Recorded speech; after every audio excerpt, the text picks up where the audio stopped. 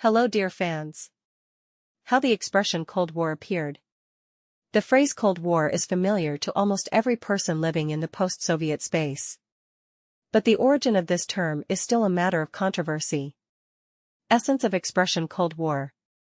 The term Cold War is commonly used to refer to the historical period from 1946 to 1991, which characterized the relationship between the United States and its allies and the USSR and its allies.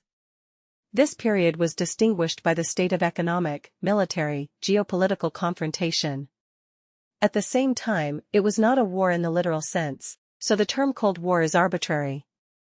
Although the official end of the Cold War is considered to be July 1, 1991, when the Warsaw Pact collapsed, in fact it happened earlier after the fall of the Berlin Wall in 1989. The confrontation was based on ideological attitudes, namely the contradictions between the socialist and capitalist models. Although the states were not officially in a state of war, since the beginning of the confrontation, the process of their militarization was gaining momentum. The Cold War was accompanied by an arms race, and the USSR and the United States during its period entered into direct military confrontation around the world 52 times.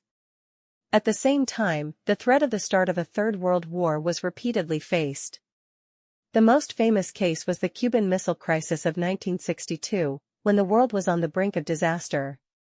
Origin of expression Cold War.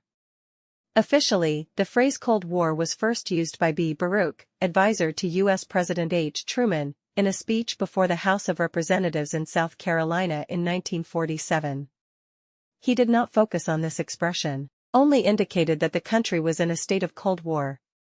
However, most experts give the palm in the use of the term to D. Orwell, the author of the famous works 1984 and Animal Farm.